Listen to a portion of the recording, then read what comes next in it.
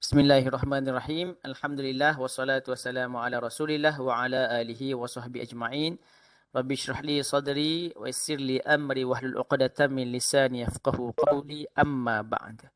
Alhamdulillah, pertamanya syukur kepada Allah Subhanahu wa taala dapat bertemu pada petang ini. Jadi insya-Allah hari ini kita akan teruskan kuliah kita. Jadi kuliah ini ialah kuliah berkaitan dengan personaliti Quranik dan juga ia melibatkan minggu kelima dan juga minggu keenam. Okey, kalau ikutlah kalau minggu ni minggu keenam, maknanya minggu depan minggu ketujuh. Jadi ia ialah untuk minggu keenam dan juga minggu ketujuh. Ikut kepada minggu kita lah. Baik Okey, cuba dengar betul-betul apa yang perlu dilakukan oleh pelajar dalam slide kali ini Okey, yang pertama ialah kita akan tengok konsep personality Quranik. Apa yang dimaksudkan dengan personality? Personality ialah kepribadian, ialah biografi, biodata, personality. Baik. Yang kedua ialah Quranik daripada kalimah Al-Quran. Maksudnya pada kali ini kita akan tengok mana personality Al-Quran yang ada dalam kalangan ulama dan juga dalam ayat-ayat Al-Quran khusus dalam pembentukan jiwa dan amalan. Tengok betul-betul apabila sebut sahaja Quranik, ia melibatkan pembentukan jiwa dan juga amalan. Apa maksud pembentukan jiwa? Iaitu ia memberi dimensi yang baru kepada soul kamu, jiwa kamu supaya lebih bertenaga, supaya lebih bersemangat dalam melakukan ibadah. Sebab itu dia masukkan jiwa dan amalan. Kalau amalan itu kurang, maksudnya jiwa keislaman, keimanan itu kurang. Okey. Sebaliknya kalau amalan dia bersemangat untuk buat ibadah khususnya pada bulan Ramadan, maksudnya jiwa dia mendapat ilmu, dapat makanan yang secukupnya. Jadi ini yang dimaksudkan dengan personality Quranik. Okey, baik. Sidang pelajar yang dirahmati oleh Allah Subhanahu Wa Taala sekalian. Okey, cuba tengok di hadapan. Apa yang pelajar perlu buat? Yang pertama ialah akan ada tugasan secara berkumpulan. Okey, yang pertama ialah hafalan ayat Al-Quran. Okey, yang pertama pelajar diminta untuk menghafal ayat-ayat Al-Quran yang berkaitan dengan topik Quranik. Tengok Berapa ayat yang perlu dihafal oleh pelajar? Setiap pelajar 3 ayat sahaja. Saya ulang sekali lagi. Setiap pelajar 3 ayat sahaja. Ayat berbentuk apa? Pembentukan jiwa dan juga amalan. Baik kemudiannya akan ada nombor 2 ialah pembentangan kumpulan iaitu tokoh Quranik. Tokoh Quranik ini ialah tokoh-tokoh yang berkait dengan Al-Quran, yang berkait dengan pembentukan jiwa. Ia hebat dalam bidang Quran, ia hebat dalam bidang tafsir, ia hebat dalam bidang qiraat, ia hebat dalam bidang ulum Quran, mansakh dan juga mansukh dan sebagainya. Okey, boleh faham Jadi para pelajar yang dirahmati oleh Allah Subhanahu Wa Taala, ada 2 perkara yang perlu dibuat, iaitu hafal 3 ayat berkaitan dengan pembentukan jiwa. Yang kedua ialah buat pembentangan kumpulan tokoh Quranik. Okey, jadi para pelajar pada minggu hadapan tidak ada kelas secara live, tetapi minggu satu lagi akan ada pembentangan kumpulan. Boleh faham Sekali lagi Ustaz ulang. Untuk minggu depan tidak ada kuliah live begini. Yang ada ialah kamu buat kerja secara berkumpulan untuk bentang pada minggu satu lagi. Okey, boleh faham jadi minggu depan apa yang perlu pelajar buat? Iaitu hafal, cari 3 ayat. Okey, setiap pelajar cari 3 ayat yang berkaitan dengan Quranik. Contoh ayat berkaitan dengan Quranik ni ialah perkataan yang ada taqwa. Ya ayyuhallazina amanu taqullaha haqqa tuqatih. Itu satu ayat. Wahai orang-orang yang bertakwa, bertakwalah kamu kepada Allah dengan sebenar-benar takwa. Okey, lepas tu ayat kedua pula berkaitan dengan takwa juga. Fattaqullaha mastata'tum. Contohnya, bertakwalah kepada Allah dengan kadar kemampuan kamu. Contohnya kan. Jadi cari satu ayat lagi yang berkaitan dengan takwa. Jadi apabila ada 3 ayat tu pelajar perlu hafal. Setiap pelajar perlu hafal. Sebab apa pula hafal? Sebab Ustaz akan tanya pada sesi pembentangan. Okey, contohnya minggu depan pelajar buat kerja berkumpulan. Minggu satu lagi, pelajar bentang. Masa bentang tu Ustaz akan tanya. Contohnya Nazirul, sila baca 3 ayat Quranik. Bacalah ayat yang dihafal. Jangan tengok Quran. Tutup mata, baca. On kamera. Contohnya yang kedua, Siti Nur Syahidah. Sila tutup mata dan juga baca ayat Quranik 3. 3 ayat Quranik. Carilah. Dan juga dalam satu kumpulan, jangan ada tema yang sama. Topik yang sama. Contohnya Nazirul dah pilih berkaitan dengan takwa. Jadi Nur Syahidah kena pilih berkaitan dengan iman. Lepas tu pula siapa lagi? Nur Maisarah pilih berkaitan dengan solat. Contohnya kan dengan solat dapat orang kata membuat diri jadi sabar. Dengan solat dapat mencegah daripada kemungkaran. Bolehlah, semua ayat berkaitan dengan jiwa, bentuk jiwa dan juga amalan.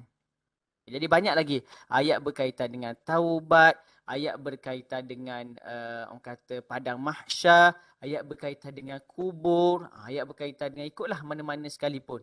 Yang penting jangan ada yang sama dalam kumpulan tersebut. Boleh Dah senarai, kamu dah baca, cari sedikit tafsiran ringkas terhadap ayat tersebut. Contohnya Nur Syahidah, dia cari satu ayat berkaitan dengan taubat. Ya ayyuhallazina amanu tubu ilallahi taubatan nasuha. Wahai orang-orang beriman, bertaubatlah kamu dengan taubat nasuha. Jadi kalau taubat nasuha tu di dalam terjemahan dia tulis taubat yang betul-betul, taubat yang bersungguh-sungguh. Cuba tengok dalam kitab tafsir, tafsir Ibnu Kathir ke, tafsir mana-mana sekali ke, sama ada secara online ataupun secara offline, tak kisah. Apa yang dimaksudkan dengan nasuha? Apa yang dimaksudkan dengan taubat nasuha? Jadi kat situ perlu ada syarah sedikit berkaitan dengan ayat Al-Quran yang kamu hafal. Boleh? Jelas tak? Jelas Dan juga kalau ayat yang dihafal tu ialah komplit satu ayat. Bukannya separuh-separuh. Tak nak. Contohnya dia baca ya ayyuhallazina amanu taqullah. Tak habis ayat tu. Kena sampai habis. Ya ayyuhallazina amanu taqullaha haqqa tuqatihi wa la tamutunna illa wa antum muslimun. Boleh faham tak? Jadi dia kena habis satu ayat. Kemudiannya dia pun cari tafsir. Lepas tu letakkan dalam satu Word. Nanti akan PDF-kan dia ataupun send kepada ustaz lepas daripada tu. Send dalam grup lah. Okey, baik Ini ialah hafalan Al-Quran. Okey, yang kedua ialah pembentangan kumpulan tokoh Quranik. Ini penting lah. Maksudnya setiap kumpulan cari satu tokoh. Setiap kumpulan cari satu tokoh. Cuba tengok kat depan semua. Pilih satu tokoh Quranik dan terangkan biodata tokoh tersebut. Ini contoh dia. Contohnya ialah yang pertama Dr. Wahbah Az-Zuhaili. Tafsir yang ada ialah tafsir Al-Munir. Jadi lepas tu dia pun cerita tentang Wahbah Zuhaili sikit. Cerita tentang Wahbah Zuhaili ini perlu dibuat di dalam mind mapping. Tak nak macam karangan panjang-panjang, tak nak. Ustaz nak mind mapping ataupun buat secara ada peta. Ini nombor 1 apa, nombor 2 apa, nombor 4 apa. Buat macam tu. Tak perlu kamu karang panjang-panjang, tak nak. Okey, sebab nanti kamu nak bentang lambat. Apa yang perlu ada? Yang pertama ialah kamu nyatakan dia punya latar belakang dia. Okey, itu yang pertama. Yang kedua ialah pendidikan dia. Yang ketiga ialah sumbangan dia terhadap masyarakat. Yang keempat ialah karya dia. 4 benda tu Ustaz nak. Okey, 4 benda tu saja. Apa dia? Yang pertama ialah biodata. Yang kedua ialah pendidikan dia kat mana. Yang ketiga ialah sumbangan dia. Yang akhir sekali ialah karya. Buku apa yang dia buat. Contoh ni buku Tafsir Al-Munir. Jadi by right ada 4 mind mapping ataupun infografik yang memudahkan faham dan juga memudahkan kamu untuk bentang. nanti. Okey, baik Yang kedua contoh Hamka. Hamka nama sebenarnya ialah H Haji, A Abdul, M Malik, K Karim, A Amrullah. Karim ialah ayah dia, Amrullah ialah datuk dia. Jadi singkatan Hamka. Ada satu tafsir iaitu tafsir Al-Azhar yang dikarang oleh beliau. Jadi beliau ini ialah tokoh Quranik. Okey, jadi apabila kamu tengok dia punya peribadi, dia tengok sumbangan dia apa semua, jadi kamu akan nampak apa ciri-ciri yang ada di sebalik mereka. Boleh jadi kat sini Ustaz nak kamu tambah satu lagi point, iaitu kepribadian Hamka contohnya. Kepribadian Wahbah Zuhaili. Jadi ada berapa? Ada 5 lah. Okey, apa kepribadian dia? Apa personality dia? Bersungguh ke? Tidak putus asa ke? Sangat orang kata committed dan berdisiplin tinggi ke? Yang ni ialah kamu buat sendiri. Baik Jadi ada berapa? Ada 5 lah. Yang pertama biodata dia. Okey, buat secara mind mapping ataupun infografik. Sama juga. Yang kedua ialah pendidikan, belajar di mana. Okey, travel dekat mana contohnya, ijazah apa dia ada. Yang ketiga ialah sumbangan. Sumbangan dia sebagai apa? Dalam masyarakat. Yang keempat ialah karya dia. Yang kelima ialah kepribadian ataupun personality. Boleh Jadi 5 benda tu ada. Satu kumpulan Ustaz nak satu tokoh sahaja. Satu kumpulan satu tokoh sahaja. Tengok ni arahan dia ni Cuba tengok ke hadapan semua. Pilih satu tokoh Quranik dan terangkan biodata tokoh tersebut. Baik Kemudiannya ayat Quran, pilih 2 ayat Quran yang berkaitan amalan Quranian dan pembentukan jiwa. Bukan 2 tetapi 3. Ustaz salah tulis. 3 Jadi pilih 3. Jangan pilih 2, 3. Sebab kalau 2 tu sikit sangat. 2. Contohnya Nazirul dah cari ayat berkaitan dengan solat malam. Okey. Lepas tu ada ayat berkaitan dengan solat malam 3 ayat. Lepas tu pula tengok tafsir. Sama ada tafsir Ibnu Kathir, tafsir Amka ke, yang ada di rumah ke, ada di mana-mana sekali. Keluarkan apa tafsir tu beritahu terhadap ayat tu. Tafsir ni maksudnya penghuraian yang lebih jelas terhadap satu-satu ayat Quran, sama ada tersurat ataupun tersirat. Sebab itu ada nombor 3 ni. Nyatakan tafsir dan tadabbur bagi ayat yang dipilih. Cuba tengok kat depan ni, nampak tak? Nyatakan tafsir dan tadabbur bagi ayat Quran yang dipilih. Nyatakan tafsir dan tadabbur bagi ayat Quran yang dipilih. Jadi senanglah nanti.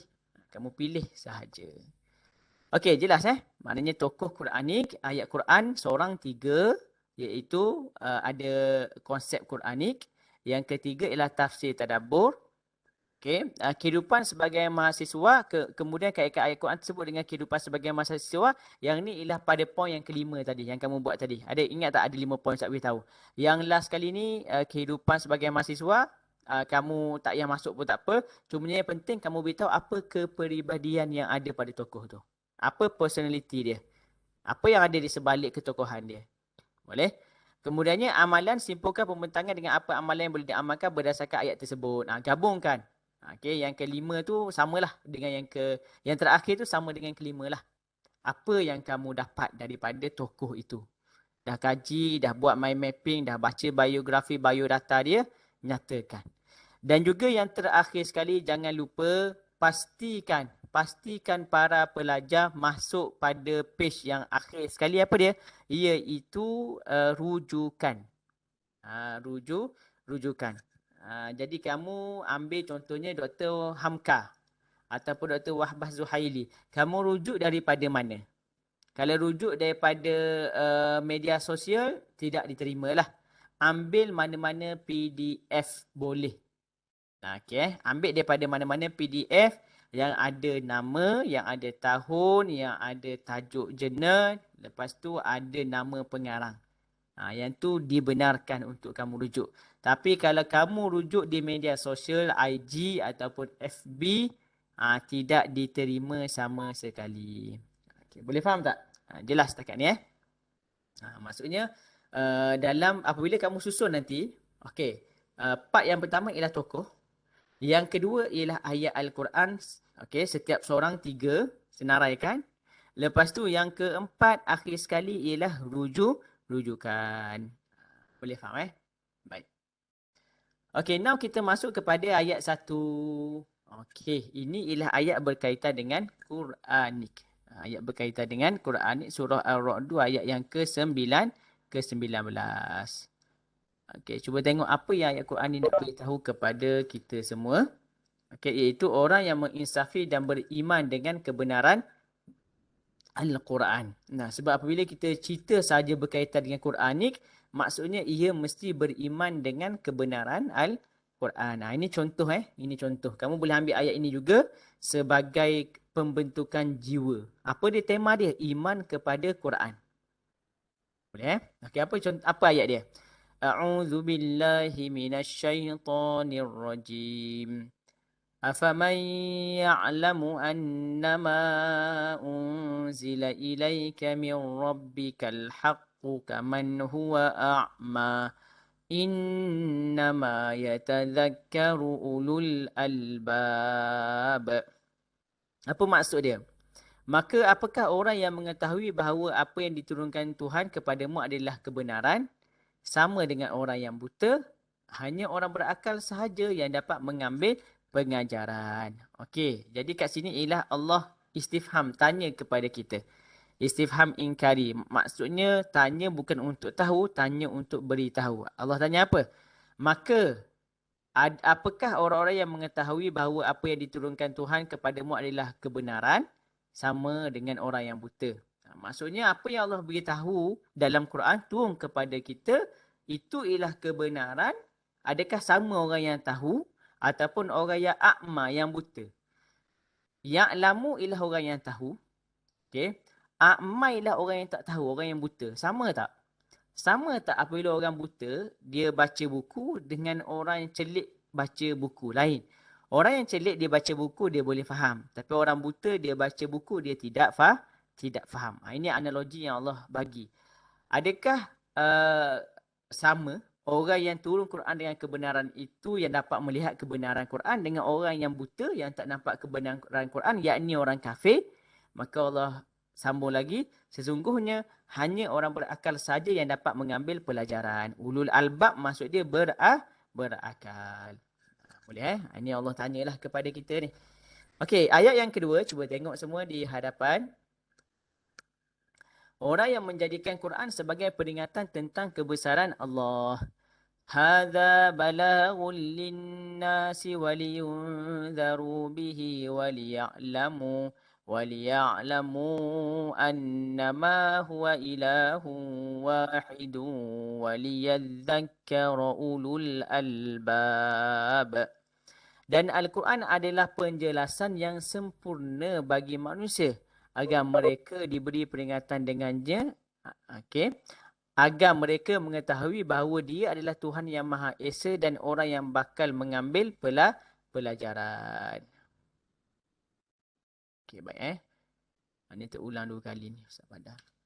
Okey, maksudnya di sini ialah Quran ini ialah penjelasan untuk memberi peringatan. Waliyunzaru bihi. Dan juga untuk memberitahu Allah itu ialah Esa dan juga untuk orang yang berfikir. Boleh faham Okay, next. Ayat yang ketiga. Kitabun anzalnahu ilaika mubarakun liyadabbaru ayatihi waliyatadhakkara ulul albab. Yakni kitab Al-Quran yang kami turunkan kepadamu penuh berkah-berkat agar mereka menghayati ayat-ayatnya dan agar orang-orang yang berakal sihat mendapat pelajaran. Okey, ini ialah berkaitan dengan kitab Al-Quran sebagai pembentukan jiwa. Ada apa? Ada mubarakun liyadabbaru. Mubarak ialah berkat. Jadi kalau pelajar yang pilih ayat ni, cuba cari dalam tafsir apa maksud berkat. Lepas tu cuba cari keyword liyatadabbaru ataupun tadabbur. Ini keyword dia lah. Jadi para pelajar perlu cari keyword yang penting dalam ayat yang dipilih. Next ialah Orang yang dikurniakan hidayah dan peringatan. Hudan wa dzikra liulil albab.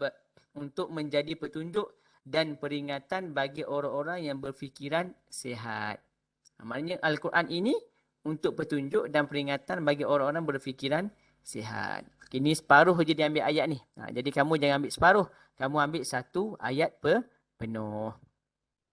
Okey, akhir sekali ialah ayat kelima ini contoh. Orang yang beriman dan takut dengan azab Allah. Jadi boleh kamu ambil keyword takut dengan azab Allah. Pilih 3. Pilih 3 dalam Quran. Pilih 3 dah. A'udzu billahi minasy syaithanir rajim. A'addallahu lahum 'adzaban syadida. Fattaqullaha ya ulil albabil ladzina amanu. Qad anzalallahu ilaikum zikra. Allah menyediakan azab yang keras bagi mereka. Okay? Maka bertakwalah kepada Allah, wahai orang-orang yang mempunyai akal, iaitu orang yang beriman. Qad anzalallahu ilaikum zikra. Sungguhnya Allah telah menurunkan peringatan kepadamu. Peringatan itu apa dia? Al-Quran dan juga hadis Nabi Muhammad sallallahu alaihi wasallam. Jadi keyword di sini ialah azaban syadida. Jadi kamu cari dalam tafsir apa masukkan dengan azab syadid. Ataupun kamu cari dalam tafsir apa yang masukkan dengan fattaku, iaitu bertakwa. Okey, baik. Jadi ini ialah ayat yang kamu perlu tahu berkaitan dengan Quranik. Quranik ni ialah ayat berkaitan dengan pembentukan jiwa dan juga amalan. Solat ke, zakat ke, puasa ke, tak kisahlah. Sebab dengan solat hati kita jadi lembut, kita tidak buat maksiat. Dengan berzakat kita akan jadi lebih, orang kata, suka bersedekah. Dengan haji kita merasai kesusahan orang miskin. Boleh dengan kita melakukan umrah, kita tahu bahawa susahnya orang melakukan ibadah. Sebab itu kalau kita hidup, tidak boleh kita wakilkan kepada orang lain haji dan umrah. Kecuali kalau kita keuzuran. Tapi kalau kita mampu, maka tidak perlu. Okey, baik. Itu saja untuk slide hari ini, untuk kali ini. Jadi Ustaz rasa jelas. Ustaz ulang sekali lagi kepada semua yang baru hadir. Jadi pada minggu ini, pelajar akan tengok apa tugasan yang perlu dilakukan. Minggu depan, buat secara berkumpulan. Minggu satu lagi ialah pembentangan kumpulan. Okey, boleh faham? Sekali lagi Ustaz ulang. Okey, bagi yang baru hadir, pada minggu depan tidak ada kuliah.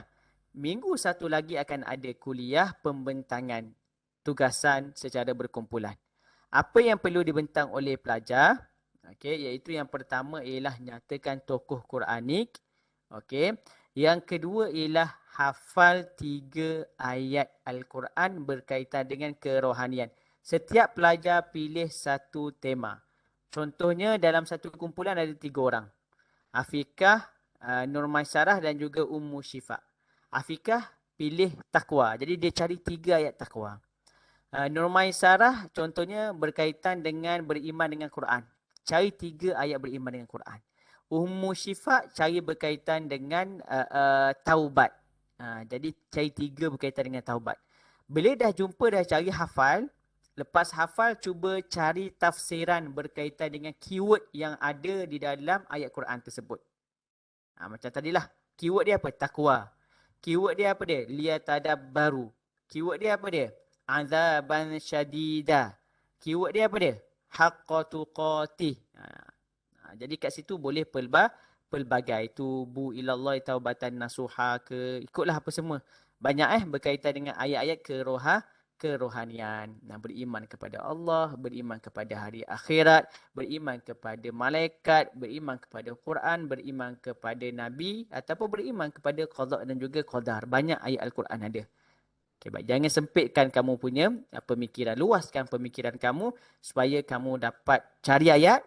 Lepas tu kamu pun tengok tafsir. Lepas tu kamu pun masukkan rujukan kamu.